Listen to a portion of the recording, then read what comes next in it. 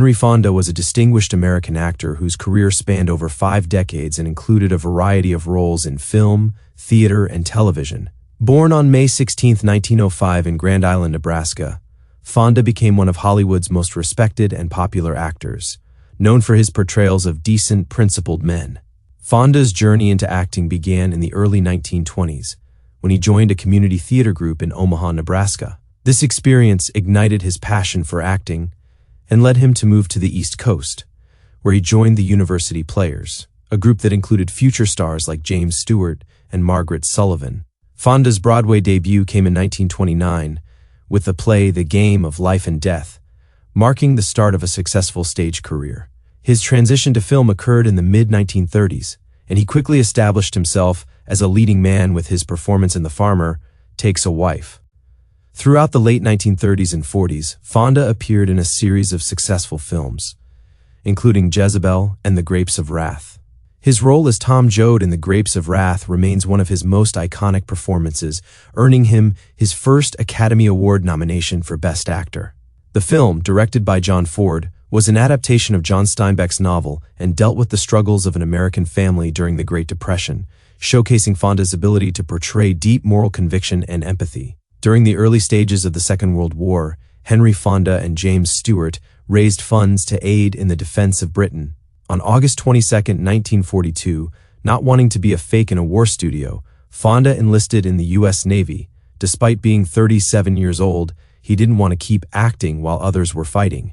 As a former student of the University of Minnesota, he was eligible for a commission, but he preferred to be enrolled in the naval service as an enlisted man, depending on his performance of duty to establish his qualifications for appointment to a commissioned rank, which would have been very much to his advantage financially and from the point of view of rank and prestige. After completing basic training, Fonda attended quartermaster school, graduating in the top 10 of his 200-person class. He was then assigned as a quartermaster third class to the USS Satterlee DD-626, a recently commissioned destroyer. Less than a year later, he applied to become an officer and was commissioned as a lieutenant junior grade with Air Combat Intelligence. Fonda served as Assistance Operations Officer in Air Combat Forward Central Pacific and Commander Marianas, assisting in the planning and execution of air operations in the Western Carolinas, Marianas, and over Iwo Jima. His contributions allowed for the strategic bombing of the Japanese mainland, including the dropping of the atomic bombs over Hiroshima and Nagasaki in August 1945. Fonda left active service in November 1945, having been awarded a Bronze Star for his efforts. He remained a reserve officer until 1948, when he was forced to resign for being overage in rank. During his service, Fonda was said to have demonstrated officer-like qualities of leadership, military bearing, loyalty, judgment, and intelligence. After the war, he returned to Hollywood and continued to deliver powerful performances. In the 1950s, Fonda expanded his repertoire by taking on roles in westerns and war films, including titles like Fort Apache and Mr. Roberts, the latter of which earned him a second Academy Award nomination. Fonda appeared in 3 memorable World War II films. The first was in the 1962 classic The Longest Day, where he portrayed Brigadier General Theodore Roosevelt Jr.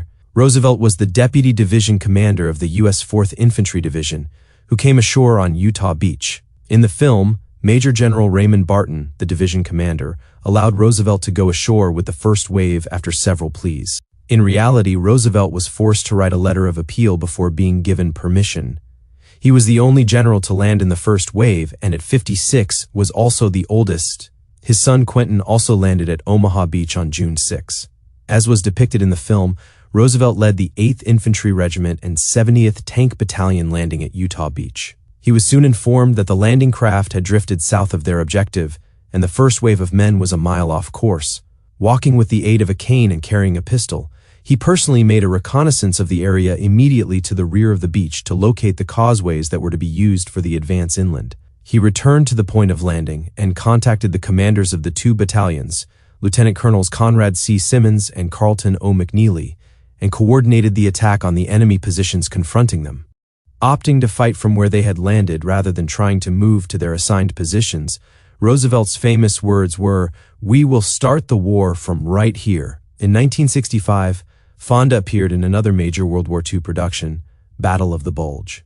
His performance in what was a fictional take on the Ardennes Offensive in December 1944 was, in my opinion, the highlight of his career, despite the film having no real connection to actual events. To the credit of the writers, they used fake names for all of the characters and units. Fonda played Lieutenant Colonel Kiley, an intelligence officer who predicted the German offensive. He saves the day by locating the advance and assisting in destroying it. It's an entertaining film, and Fonda, along with Robert Ryan, Charles Bronson, and Telly Savalas, were all fantastic as usual. Henry Fonda's last mainstream World War II performance was in the 1976 film Midway, which was remade in 2019. Fonda played the part of Admiral Chester Nimitz, a man similar in character to himself.